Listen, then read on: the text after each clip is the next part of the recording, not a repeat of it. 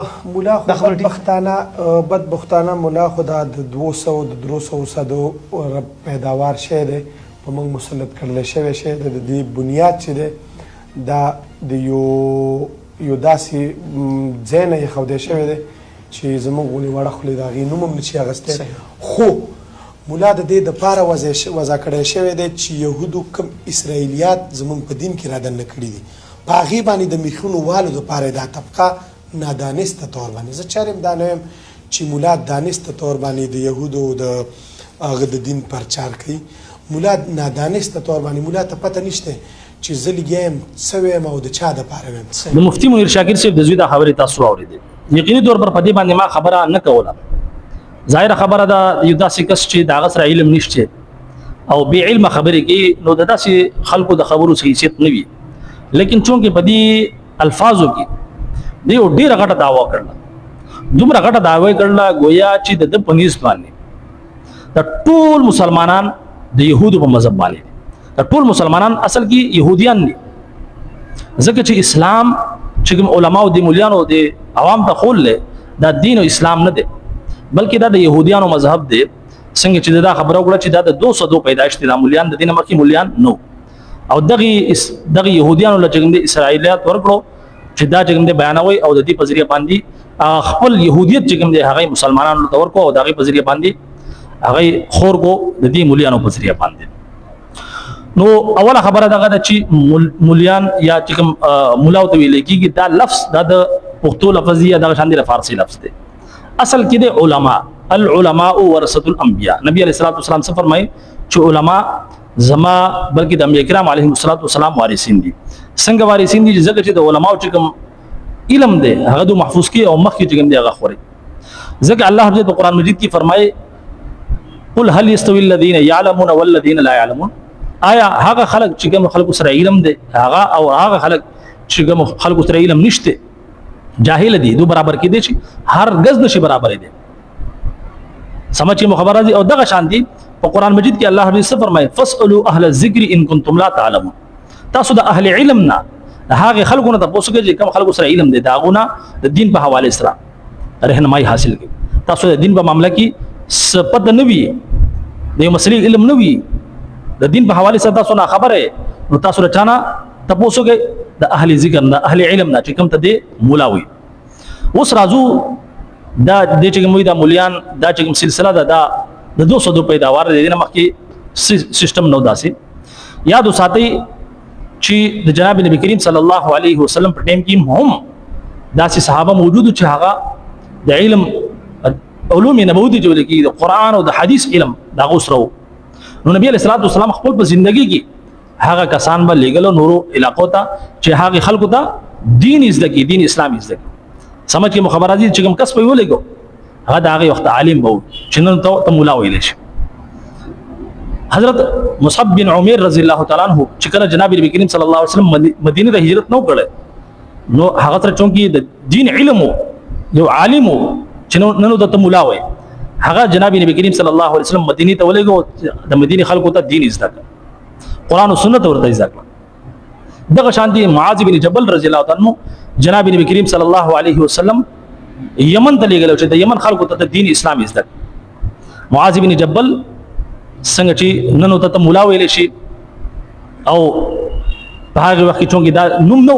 د پښتو یو لفظ یا دغه شان دي د فارسی لفظ دی دا اصل کې عالم دی د دین اسلام علم لرونکي نو دا سلسله د اوس نه شروع شوه بلکې د صحابه په ټیم کې هم با صحابه محدثینو با صحابه فقيه حضرت عبد الله ابن مسعود رضی الله عنه دی غټ فقيه او حضرت عبد الله ابن عباس رضی الله عنه دی مفسر قرآن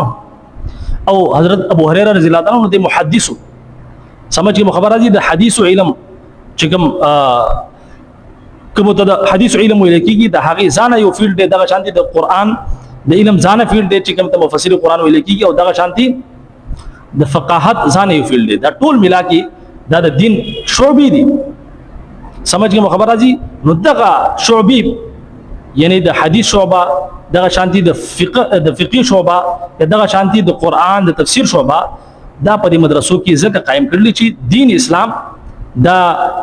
د څومره شعبې چې کوم دي دا ټول چې موږ زده کړو دا غینه بعد موږ مکمل دین زده کړو کچری موږ صرف یا چې شعبه دا واخلو نو باقی چې دین دی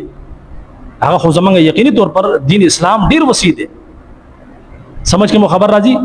نو د خبرې مقصد دغه دی چې بیا دا سلسله را روانه ده د جناب نبی کریم صلی الله علیه وسلم شاګردان او دغه صحابه او بیا دغه صحابه شاګردان تابعین او حضرت امام ابو حنیفه رحمۃ اللہ علیہ د سوګو د تابعیو یعنی د صحابه شاګردو او داغه نه بعد دغه شاګردان او دا سلسله تر اوسه پورې استاد او شاګرد په صورت کې تر اوسه پورې جاری ده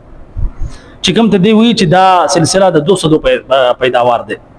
او دا اسرائیلیاتی او دا يهودي مذهب دی چې خلکو دغه مولیانو چې کوم دی په د مسلمانانو په معاشره کې دغه پرچار کړل او دغه د اسلام ول دا اسلام دی العیاذ بالله گویا د پنځ باندې دی وی چې دا څومره احادیث دي دا د پنځ باندې بالکل اسرائیلیاتی او داسې مذهب دی چې دا د قران نه خلاف دی بالکل العیاذ بالله قران باندې کې موږ ځان پوهاګو نو موږ ډایرکټ ځان نشو پوهاکوله بلکې د هغې لپاره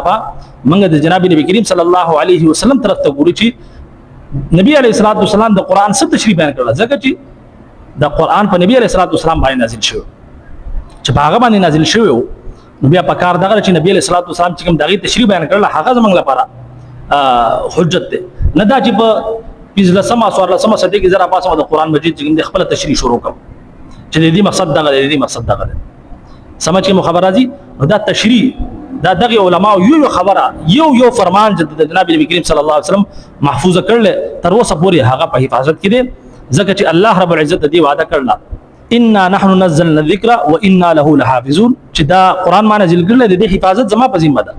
نو د هغه لپاره الله رب العزت دا علما تیار کړل دا یو اسباب په تور الله حضرت پیدا کړل چې تر اوسه پورې الحمدلله د قران او سنت کوم تعلیمات دي یو خبره چې کوم دغه محفوظ کړل دا ډیر غټ محسنین دي په دې د دې امت لپاره د نبی کریم صلی الله علیه وسلم دا وارثان چې کوم د دا کسوی چې العیاذ بالله د يهودانو پیروکار دي او د يهودانو مذهب چې کوم دي هغه مخې د خوري لګیا دي کستا پلار عالم جوړ شوی دی قرآنی زده کړل نو دا دغه علماء برکت دي چې دغه علماء نه قرآن زده کړل او دین زده کړل کچې دغه علماء نه استاد پلار قرآنی زده کړل هرگز نه نو لہذا دغه علماء د دې امت محسنین دي چې دین اسلام قرآن او سنت چې کوم دي دا محفوظ کړل او د دې تشریح بیانې او یو خبره چې دغه محفوظ کړل تر اوسه پورې کچری د دې په مقابله کې تاسو يهوديانو ته وګورئ نو خپل مذهب څومره بګړاو کړل یو خبره به کې داسې نه د پریخي چې باغې کې وو تحریف نه کړي ځکه چې بدغه کې علما نو دغه د حفاظت لپاره څوک نو ځکه هغه ټول خپل مذهب بدل مکمل تحریف به کې دغه شانتي چې کوم عیسایان دي بدغه کې علما نو داسې علما بګینو چې هغه خپل دین محفوظ کړي نو تاسو عیسایانو ته وګورئ چې هغه یقیني طور پر دغه په مذهب کې یو خبره هم نه د باقی شوی هغه ټول چې کوم دغه بدل کړی تحریف به کړل نو کچري دغه علما نه وي چې کوم علما او تاسو دین را رسول دین محافظین دي د نبی علیه الصلاه والسلام وارثین دي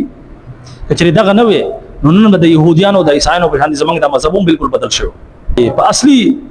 شکل کې به زمنګ د دین د اسلام محفوظ نه نو بهرحال داسې خبرې کول چې دا د يهوديانو پیروکار دي او لہذا اوس چې کوم داخله